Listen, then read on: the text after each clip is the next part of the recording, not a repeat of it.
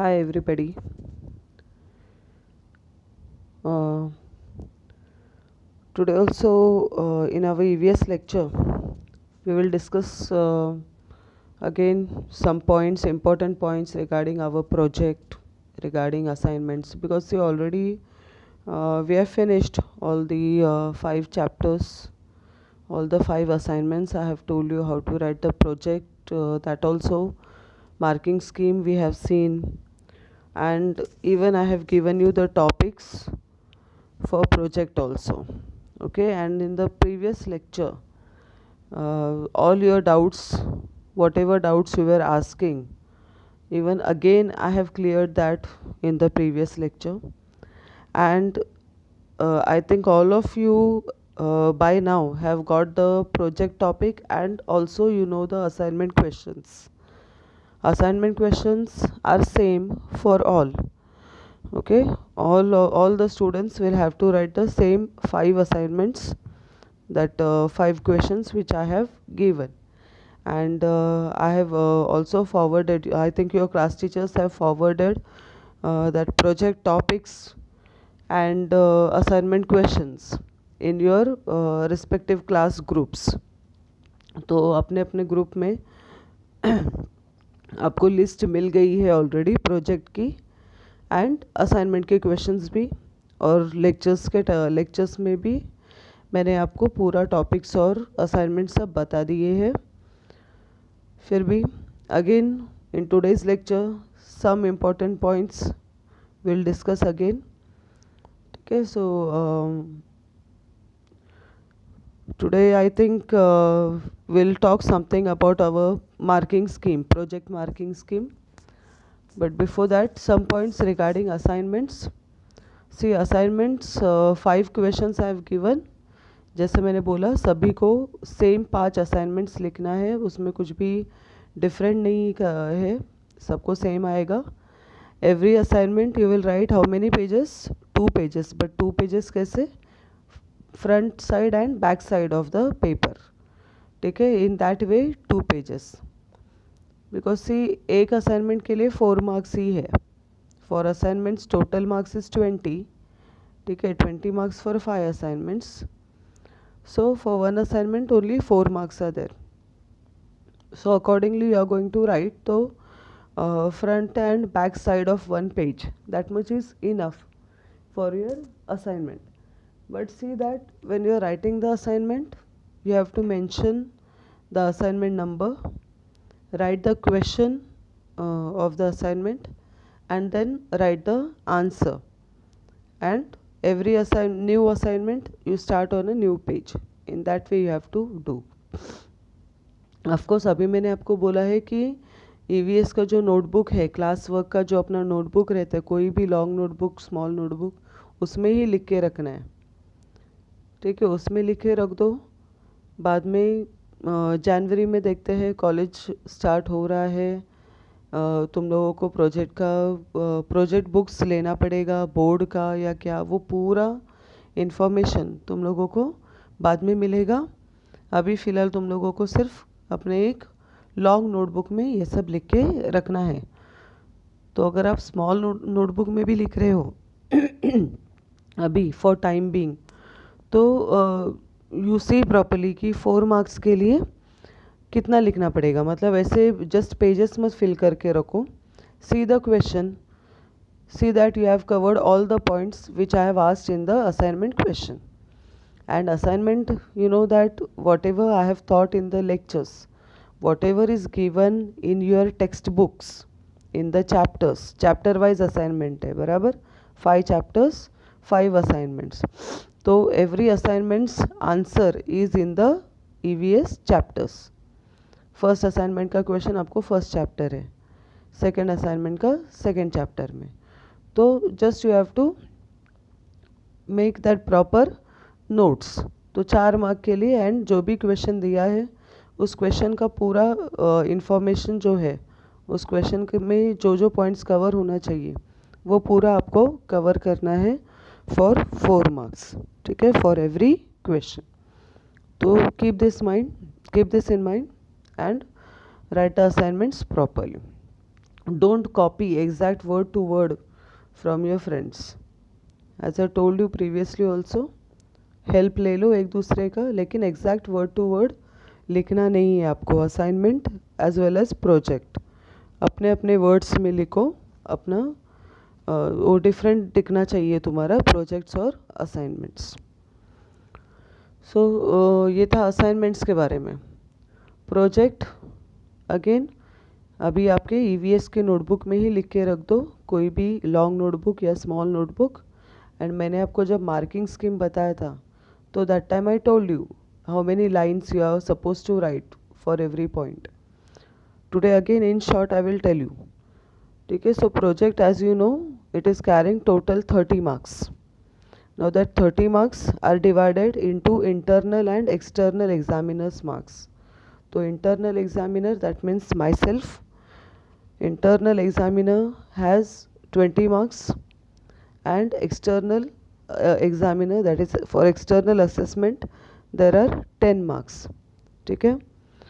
तो ये 20 marks and external का 10 marks ये किस तरह से डिवाइड किए, that also we'll see again today. And see that external assessment will be done by the external examiner only. External examiner means जब आपका ये ओरल एग्ज़ाम्स वगैरह प्रैक्टिकल एग्ज़ाम वगैरह स्टार्ट होता है बोर्ड का, तो दैट टाइम इटसेल्फ अपना ईवीएस का भी ओरल एग्ज़ाम स्टार्ट होता है, final oral exams. And that oral exams are conducted by the external examiner. Board is appointing teachers from other colleges as external examiners in our college. So don't think कि external exam जो है वो मैं ही लूँगी, नहीं. Other teachers, दूसरे colleges से teachers आएंगे, they will check your project report and they will conduct the oral exam. They will ask questions based on your project topic and based on your assignments to you. जो भी आपने project book में लिखा है, जो भी आपने project में लिखा है, जो भी आपने असाइनमेंट में लिखा है, उस पर क्वेश्चंस पूछे जाएंगे. And that questions will be asked by external examiner. And then that person, that examiner will give you marks out of 10. And book में जो लिखा है प्रोजेक्ट और 5 असाइनमेंट्स, वो पूरा लिखा है या नहीं, पॉइंट वाइज लिखा है या नहीं, ये सब चेक करके मैं आपको 20 में से मार्क्स दूंगी. मतलब टोटल आपका प्रोजेक्ट का मार्क्स कितना है, 30 मार्क्स है. ठीक है. Now will see how that marks are divided. तो first I will tell you about the 20 marks of internal assessment. तो ये जो 20 मार्क्स है इंटरनल असेसमेंट का, फॉर द 20 मार्क्स, और I will say that 20 marks are divided in 7 points. ठीक है. ये जो 20 मार्क्स है इंटरनल असेसमेंट का, ये 20 मार्क्स के लिए आपको 7 पॉइंट्स लिखना है. वो 7 पॉइंट्स में ये 20 मार्क्स डिवाइड करके किया. अब ये 7 पॉइंट्स कौन कौन से, तो जैसे फर्स्ट पॉइंट है इंट्रोडक्शन. इंट्रोडक्शन और सिलेक्शन ऑफ द टॉपिक दोनों सेम है. तुमको लिखना है बुक में selection of the topic, but उसका मीनिंग क्या है, इंट्रोडक्शन. तो introduction you have to write for how many marks, 2 marks.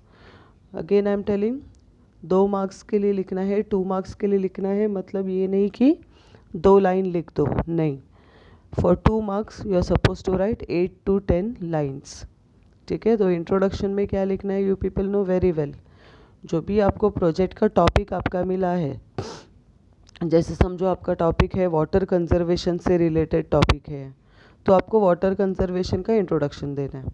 Means you will right meaning of water conservation, you will right methods. In short आपको 8 to 10 lines में उसको cover करना है. Introduction को प्रस्तावना देनी.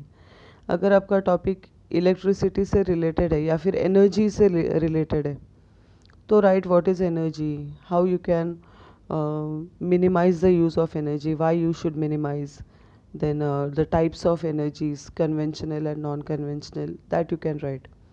If your project is regarding any botanical gardens or any medicinal plants, then you will write what are medicinal plants, what are botanical garden, उनका use क्या है, क्यों चाहिए हमको botanical gardens and all. तो whatever question, whatever project topic you have got, वो project topic में से रिलेटेड उस प्रोजेक्ट टॉपिक का मीनिंग एंड उस टॉपिक का आपको इंट्रोडक्शन देना है for 2 marks. So that was the first point, selection of the topic. Second point is actually objectives. ठीक है. So objectives you have to write for 2 marks. ठीक है. Objectives for 2 marks. How many objectives you are going to write? You are going to write 4 objectives. ठीक है. Objectives and इसके पहले शायद relevance का पॉइंट है. ठीक है, नो प्रॉब्लम. इंट्रोडक्शन के बाद ऑब्जेक्टिव्स लिखा तो भी चलेगा, या फिर रेलेवेंस के बाद ऑब्जेक्टिव्स लिखा तो भी चलेगा, कुछ प्रॉब्लम नहीं है. तो objectives again you have to write for 2 marks. How many objectives you are going to write? 4 objectives. तो how you will write the objectives means जो भी आपको टॉपिक मिला है project topic, what you are going to study, which points. See, whatever topic I have given you, जो भी आपको topic मिला है वो टॉपिक एक वास्ट टॉपिक है. उतना पूरा आप 20 marks के लिए या 30 marks के लिए कवर नहीं कर सकते हो. तो वो टॉपिक में से जो इम्पॉर्टेंट पॉइंट्स है एंड जो आपका एग्जैक्ट क्वेश्चन है प्रोजेक्ट का, वो आपको स्टडी करना है, right.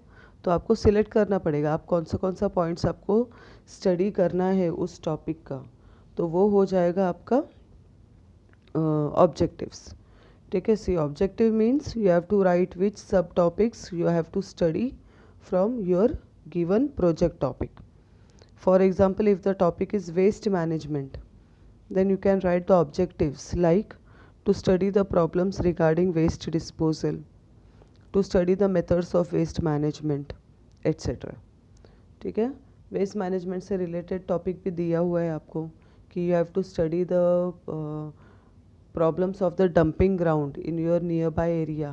That the project is somewhat like that.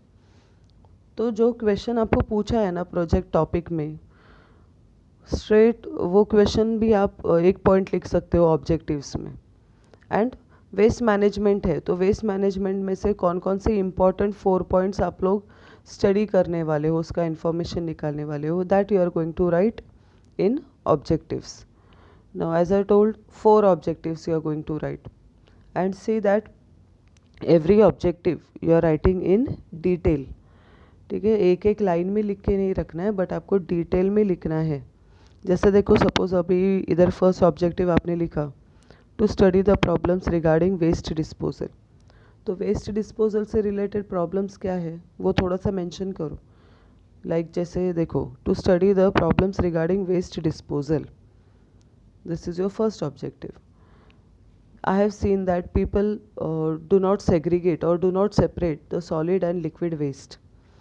So disposing of waste is a great problem in our area.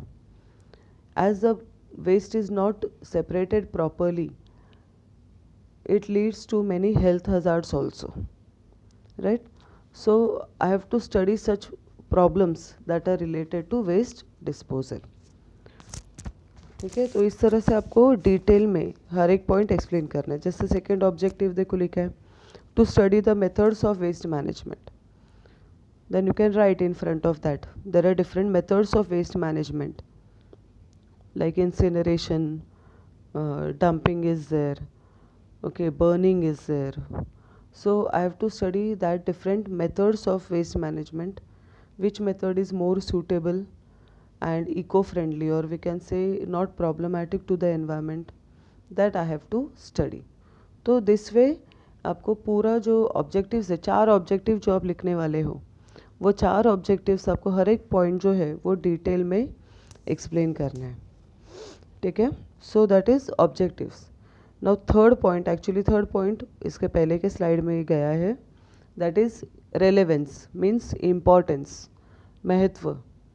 So you have to explain कि why your project is important, why your project topic, whichever topic you have got, why you think, आपको क्यों लगता है कि वो जो topic है, वो जो पॉइंट है, वो जो प्रॉब्लम है, वो एक मेजर प्रॉब्लम है एनवायरनमेंट का, या वो एक इम्पॉर्टेंट टॉपिक है एनवायरनमेंट का, ये आपको लिखना है इम्पोर्टेंस में। आप कैसे प्रूव करोगे कि आपका टॉपिक जो मिला है वो इम्पोर्टेंट है?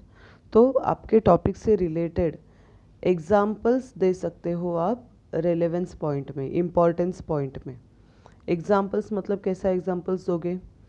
न्यूज़पेपर में हम लोग डेली जो न्यूज़ पढ़ते हैं, न्यूज़ में देखते हैं हम लोग बहुत सारे न्यूज़, जितना देखो तुम लोग को जितना प्रोजेक्ट का टॉपिक्स मिला है, हर टॉपिक से रिलेटेड बहुत सारे न्यूज़ हम लोग डेली पढ़ते हैं। जैसे अभी मैंने वेस्ट मैनेजमेंट का आपको एग्जांपल दिया, तो वेस्ट मैनेजमेंट से रिलेटेड भी न्यूज़ है, डंपिंग ग्राउंड्स का वगैरह न्यूज़ रहता है। तो तुम लोग ये एग्जांपल दे सकते हो कि in our Kalyan, the dumping ground near Adharwadi, Kalyan west, it is not it has become a huge mountain of garbage, so that is very much problematic to the people living nearby. The garbage also catches fire, it releases poisonous gases which is very much dangerous, hazardous for the people living nearby and also to the environment. So this problem related to waste management is one of the major issue और major problem of the environment. ठीक है, so ये एक example हो गया। ऐसे ही waste management से रिलेटेड अब दूसरा एग्जाम्पल्स भी दे सकते हो। Got it? सो जो भी आपको प्रोजेक्ट टॉपिक मिला है, समझो रेन वाटर हार्वेस्टिंग का आपको टॉपिक मिला है, तो रेन वाटर हार्वेस्टिंग का एग्जाम्पल्स दे दो, कौन कौन सा स्टेट्स में रेन वाटर हार्वेस्टिंग हो रहा है, फिर उसका कैसा बेनिफिट मिल रहा है लोगों को, उससे क्या फ़ायदा हुआ लोगों को।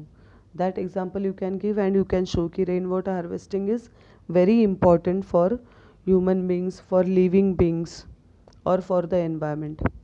In this way you have to give the examples that are related to your topic and you have to show that your project is one of the important topic of the environment. So that is third point, relevance or importance, which you have to write for 2 marks. Now next comes the fourth point, that is project methodology, that is for 4 marks. As I said, this is one of the important point of the project because इस point से पता चल जाएगा कि तुम लोगों ने project किस तरह से कंडक्ट किया है। Okay, means here what you are going to write, methodology means कार्य पद्धति, मेथोडोलॉजी मीन्स कार्य पद्धति। ठीक है, मतलब आपको पूरा प्रोसीजर लिखना है। आपने आपका प्रोजेक्ट का इंफॉर्मेशन कलेक्ट करने के लिए कौन सा मेथड फॉलो किया, किस तरह से आपने आपका प्रोजेक्ट का इंफॉर्मेशन कलेक्ट किया, कहाँ कहाँ से इंफॉर्मेशन निकाला, कौन से प्लेसेस में सर्वे किया, विज़िट किया, किसी का इंटरव्यू लिया, क्या क्या क्वेश्चंस पूछा, ये सब आपको डिटेल में पूरा प्रोसीजर लिखना है मेथोडोलॉजी में 4 मार्क्स के लिए। अब 4 मार्क्स के लिए आपको लिखना है, 2 मार्क्स के लिए जैसा मैंने बोला एक पेज हो जाता है एक साइड, तो 4 मार्क्स के लिए आपको डिटेल में पूरा लिखना है, तो एटलीस्ट 2 पेजेस तो होगा। ठीक है, so minimum 2 pages you have to write for this. So what is this methodology? You have to write the procedure और process which you have done for getting the information of your project. Information can be collected by any of the following methods. मैंने आपको 4 methods बताया था, collection of data method, interview method, questionnaire method and survey method. ठीक है, collection method, interview method, survey method and questionnaire method, ये 4 methods मैंने आपको बताए थे। आपके प्रोजेक्ट टॉपिक के हिसाब से आपको जो क्वेश्चन मिला है प्रोजेक्ट का, उस हिसाब से आप डिसाइड करो ये चारों में से कौन सा एक मेथड आप फॉलो करोगे। ठीक है, या तो कलेक्शन ऑफ डाटा फॉलो करो, मतलब collection of data means what, you have to collect the information from different books, magazines, newspapers. मतलब आपका मेथोडोलॉजी में क्या आएगा, क्या प्रोसीजर लिखोगे कि आई followed the collection of data method for my project, I collected information from different books, newspapers and magazines and also from the net. The books which I referred are as follows. ठीक है, एक जो books आपने refer किया आपके project का information निकालने के लिए, वो बुक्स का नाम लिखो। Then I also collected the information from daily newspapers. That come to my house, ठीक है। तो वो न्यूज़पेपर्स का नाम लिख दो, उसके बाद में थोड़ा मैगजीन्स का नाम लिख दो, and if you want you can write some information that you have collected in this point also. Actually क्या है कि कलेक्शन ऑफ डाटा मेथड में प्रोसीजर जो है वो ज़्यादा खींचने के लिए ज़्यादा नहीं है, लंबा करने के लिए 2 पेजेस का करने के लिए उतना मटेरियल आपको नहीं मिलता है। तो what you can do, you can write the names of the books which you have referred, write the names of the magazines, write the names of the newspaper, and also you can write the name of the site from where you have collected the information, ठीक है। And इसके बाद में फिर थोड़ा सा information लिख दो, जो इंफॉर्मेशन कलेक्ट किया है वो इंफॉर्मेशन थोड़ा सा मेंशन करो, उधर लिख दो। तो that is collection of data method. Interview method and questionnaire method में मैंने जैसे बोला it is almost same, just interview method it is oral, you are asking question orally, and questionnaire method means you are giving a question paper, that means you are giving the questions in writing and you are also getting the answers in writing. तो interview और questionnaire method है तो you can right I followed the interview method for my project, I conducted an interview for 5 people and I asked them the following questions. तो जैसे मैंने बोला interview के लिए एंड क्वेश्चनर के लिए how many questions you have to prepare, 10 questions. 5 people अगर आपने सिलेक्ट किया इंटरव्यू के लिए या फिर क्वेश्चनर के लिए तो 5 लोगों को वो सेम 10 क्वेश्चंस आप पूछोगे। तो जो क्वेश्चन पूछा वो भी आपको लिखना है प्रोसीजर में। I asked these following 10 questions to 5 people in my neighbourhood. फिर कौन सा क्वेश्चंस आपने पूछा वो क्वेश्चंस लिखो, सिर्फ क्वेश्चंस, आंसर नहीं, क्योंकि आंसर आपको लिखना है नेक्स्ट पॉइंट में। तो प्रोसीजर में आप क्या लिखोगे, सिर्फ क्वेश्चंस लिखोगे जो आपने इंटरव्यू में पूछा। सिमिलरली अगर क्वेश्चनर मेथड है तो क्या लिखोगे, I followed the questionnaire method for my project, I selected 5 people from my neighbourhood and I gave them the questionnaire including the following 10 questions. फिर कौन सा क्वेश्चंस पूछा वो क्वेश्चंस लिखो। ये हो गया आपका interview method and questionnaire method. If you are following the survey method तो as I said before, survey method आपको खुद करना है। तो आपको कितना एरिया सिलेक्ट करना है, select at least 3 areas which are near your house, ठीक है, nearby 3 areas। Don't go to any far away places for your survey, उसका ज़रूरत नहीं है, ठीक है। तो अपने घर के नज़दीक ही एक 3 areas सिलेक्ट कर दो कि जहाँ से आपको लगता है कि आपके प्रोजेक्ट से रिलेटेड आपको इन्फॉर्मेशन मिलेगा। अब ये इन्फॉर्मेशन आपको किसी से पूछना है क्या, नहीं, you have selected survey method. तो सर्वे मेथड मीन्स आप खुद जाके उधर से इन्फॉर्मेशन कलेक्ट करोगे। समझो आपका प्रोजेक्ट नॉइज़ पोल्यूशन से रिलेटेड है तो आपको कौन सा प्लेसेस सिलेक्ट करना पड़ेगा, 3 क्राउडेड प्लेसेस सिलेक्ट करना पड़ेगा, मतलब मार्केट एरिया है, स्टेशन एरिया है, ऐसा 3 areas आपको सिलेक्ट करना पड़ेगा फॉर योर प्रोजेक्ट, क्योंकि वहाँ पर ज़्यादा नॉइज़ रहता है, ठीक है। या फिर कोई नियर बाय कोई फैक्ट्री वगैरह है जिसका आवाज़ आता है, कोई मशीन्स का ज़्यादा आवाज़ वगैरह आ रहा है तो वो एरिया भी आप सिलेक्ट कर सकते हो, ठीक है। नॉट नेसेसरी कि मतलब एकदम क्राउडेड ही चाहिए, एक तो स्टेशन आएगा, एक मार्केट एरिया आएगा क्योंकि नॉइज़ पोल्यूशन है। हाँ, ट्रैफिक सिग्नल्स वो भी एक आप सिलेक्ट कर सकते हो, नॉइज़ पोल्यूशन का प्रोजेक्ट है तो। सो 3 areas you select, you visit that 3 areas and you note down different points that are related to your project. So how you will write this, if you are selecting the survey method तो कैसे लिखोगे आपका methodology point, I selected the survey method for my project, I conducted a survey in the following 3 areas। कौन सा 3 areas select किया उसका नाम लिखो। फिर हर एक एरिया के लिए एक एक पैराग्राफ बना दो कि आप डेट एंड डे मेंशन करो, ठीक है। जैसे आज सपोज 2 December है तो 2 December 2020 morning 10 AM I visited the market area, Kulsewadi market area, it was fully crowded, I try to there I noted how many hawkers are sitting on the footpath for selling vegetables, and what way they are shouting to attract the peoples or to call the customers.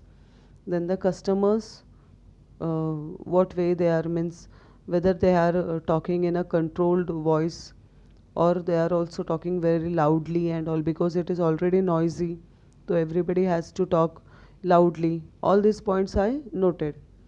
Also I noted whether there are many vehicles passing through that market. तो अगर vehicles भी आ रहे तो उनका भी तो noise pollution होगा, बराबर.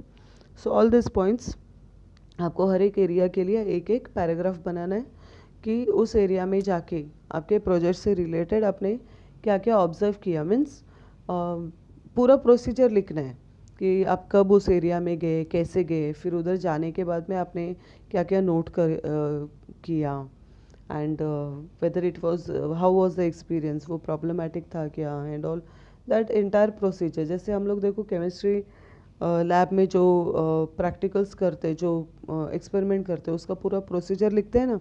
Take a test tube, add 1 gram this, add ½ ml water, ये सब लिखते हैं ना हम लोग डिटेल में. वैसा हर डिटेल्स आपको लिखना है प्रोजेक्ट मेथडोलॉजी के लिए for 4 marks. And as I told you, you have to write it in detail, that is 2 pages. After methodology, next point is observation, which you have to write for 4 marks. Again, this is one of the important point. अभी observation में क्या लिखोगे आपको, methodology complete करने के बाद, आपका procedure complete करने के बाद आपको जो इन्फॉर्मेशन मिला है उस इन्फॉर्मेशन को अच्छे से पढ़ो, स्टडी करो, एंड उस इन्फॉर्मेशन में से इम्पॉर्टेंट पॉइंट्स निकाल के आपको लिखना है ऑब्जर्वेशन के लिए.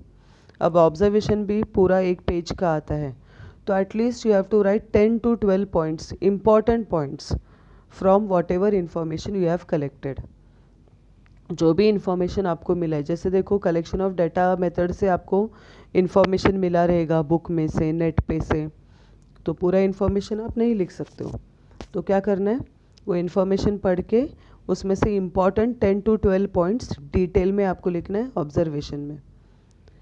अब एक्चुअली ऑब्जर्वेशन में आंसर क्या आएगा, क्या इन्फॉर्मेशन, देखो आपको जो क्वेश्चन दिया है प्रोजेक्ट का कि collect the information so and so, मैंने हर एक पॉइंट आपको स्पेसिफाई करके बताया है टॉपिक में, प्रोजेक्ट टॉपिक जो आपको मिला है, ठीक है. तो वो जो क्वेश्चन पूछा है ना टॉपिक का, उसका डायरेक्ट आंसर आएगा आपका ऑब्जर्वेशन में. आप इन्फॉर्मेशन भी वही कलेक्ट करोगे ना जो आपको पूछा है प्रोजेक्ट में. तो प्रोजेक्ट टॉपिक का जो क्वेश्चन है कि survey about the rain water harvesting methods in your near by area, मतलब आपने नियर बाय एरियाज में सर्च किया, सर्वे किया, कौन कौन सा rain water harvesting methods follow कर रहे लोग, तो वो पूरा लिखोगे आप किस में, ऑब्जर्वेशन में. Means what ever information you have collected from methodology point regarding your project, that information you are going to write in observation point.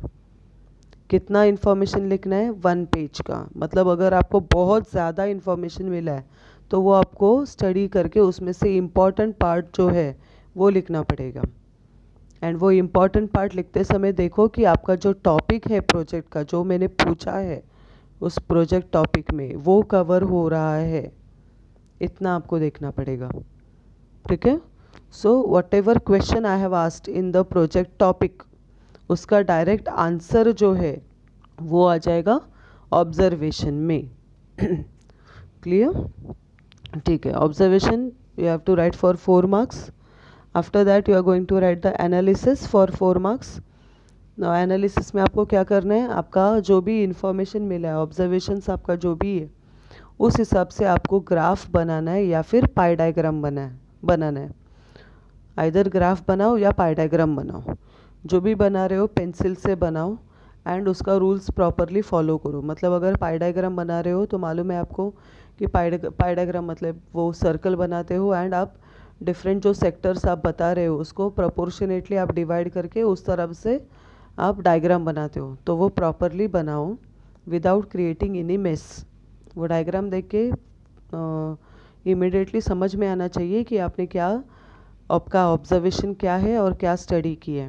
Even graph if you are making, तो ग्राफ का पूरा जो criteria है that is X and Y axis, then variables on X and Y axis, मतलब X axis पे क्या बता रहे हो, वाई एक्सिस पे क्या बता रहे हो, scale of the that graph, तो ये पूरा आपको कवर करना है ग्राफ में। जस्ट ग्राफ बनाना है इसलिए एक लाइन उधर खींच के रख दिया हो गया ग्राफ, नहीं, फिर आपको एनालिसिस का मार्क्स नहीं मिलेगा। तो प्रॉपरली आप या तो ग्राफ प्लॉट करो या फिर पाई डायग्राम प्लॉट करो, पाई डायग्राम बनाओ रिगार्डिंग योर प्रोजेक्ट टॉपिक, जो भी ऑब्जर्वेशन आपको मिला है, जो भी समझ में आया है, उस हिसाब से आप पाई डायग्राम या फिर ग्राफ बना सकते हो, ठीक है। एंड जो भी बना रहे हो, या तो ग्राफ बना रहे हो या फिर पाई डायग्राम हो रहा है, तो give the information of that particular graph और pie diagram in writing also. ये हो गया एनालिसिस का। एंड देन लास्ट पॉइंट है अपना इंटरनल असेसमेंट का, जो मैंने बोला 7 पॉइंट्स है, तो उसमें से लास्ट पॉइंट है result, which you have to write for 2 marks. अब रिजल्ट में आपको क्या लिखना है, whatever you have studied, है ना, पूरा प्रोजेक्ट आपने स्टडी किया, इन्फॉर्मेशन निकाला, अभी आपको बहुत कुछ पता चल गया उस टॉपिक के बारे में, तो पूरा स्टडी होने के बाद वो टॉपिक के बारे में आपका जो व्यू है, ओपिनियन है, what you think about that particular topic, about that particular problem, अपने वो आपको लिखना है। You have to write your opinion, your views about that particular topic. अब ये भी शॉर्ट में नहीं लिखना है, at least 1 page you are going to write, that is about 10 to 12 lines you are going to write for result also, ठीक है। So that is just your opinion और your views, what you have studied, what you think of that particular topic, what you think about that particular project, particular problem, that you have to write in result for 2 marks. So in this way we have covered internal assessment 20 marks, ठीक है। Now as I said, project is total for 30 marks, जिसमें से 20 marks है internal assessment and 10 marks है external assessment। तो internal assessment अभी हो गया 20 marks. Now remaining 10 marks that is for external assessment, जो कौन कंडक्ट करेगा, एक्सटर्नल असेसमेंट कौन करेगा, एक्सटर्नल एग्जामिनर करेगा। तो फॉर एक्सटर्नल एग्जामिनर या फिर for external assessment there are 2 points, project report है एंड वाइवा है। तो प्रोजेक्ट रिपोर्ट भी आपको अभी लिख के रखना है आपके नोटबुक में। प्रोजेक्ट रिपोर्ट में कौन सा पॉइंट्स आएगा, अभी मैंने जो आपको 7 पॉइंट्स बताए सिलेक्शन ऑफ द टॉपिक से लेकर रिजल्ट तक, वही 7 पॉइंट्स आपको फिर से लिखना है, लेकिन डिटेल में लिखना है क्या, नहीं, शॉर्टकट में लिखना है, आपको रिपोर्ट बनाना है, ठीक है। देखो पूरा रिसर्च आप करते हो वो एकदम डिटेल में लिखना होता है, लेकिन वो रिसर्च का रिपोर्ट जब हम बनाते हैं तो वो कैसा बनाते हैं, शॉर्टकट में बनाते हैं, समराइज करते हैं, है ना, उसका समरी लिखते हैं, जो इम्पोर्टेंट पॉइंट्स है वही लिखते हैं। तो अगर आपका प्रोजेक्ट समझो 10 पेजेस का हो रहा है, तो आपका रिपोर्ट कितना पेजेस का होगा, सिर्फ 3 या 4 पेजेस का होगा, ठीक है। सो प्रोजेक्ट रिपोर्ट भी अभी ही रेडी करके रखना है आपका नोटबुक में, ईवीएस नोटबुक में। एंड जैसा मैंने बोला, असाइनमेंट और project along with project report ये आप नोटबुक में ही लिख के रखो। कॉलेज खुलने के बाद में मैं बताऊंगी आपको कि आपको कौन सा प्रोजेक्ट बुक खरीदना है या नहीं, वो सब सर बताएंगे क्या करना है। फाइनल जो सबमिशन, मतलब आप मुझे जो दोगे ना प्रोजेक्ट एंड असाइनमेंट, वो कौन सा बुक में किधर लिख के देना है वो बाद में बताऊंगी, अभी आपको सिर्फ आपके नोटबुक में लिख के रखना है। तो प्रोजेक्ट रिपोर्ट कितना मार्क्स के लिए है, 5 मार्क्स के लिए। 5 मार्क्स के लिए कैसे लिखोगे आप project report, same points which you have written in the project, that same points you will write, but you will write that points in short, ठीक है। आपको समराइज करके आपको वो पॉइंट्स लिखना है।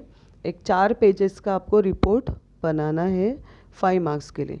This report will be checked by home, this will be checked by the external examiner during oral exam. तो वो ये रिपोर्ट चेक करेंगे एंड उस पर आपको पूछेंगे वाइवा, मतलब ओरल एग्ज़ाम, जो कि 5 मार्क्स के लिए है। तो वाइवा में क्या पूछेंगे, whatever you have written in the project, whatever you have written in the assignments, that will be asked in the oral exam. ठीक है, 2-3 क्वेश्चंस दे आर आस्किंग. तो इसका मतलब क्या है कि किसी से भी कॉपी करके नहीं रखना है, अपना प्रोजेक्ट खुद बनाना है, खुद पढ़ के भी आना है. Got that?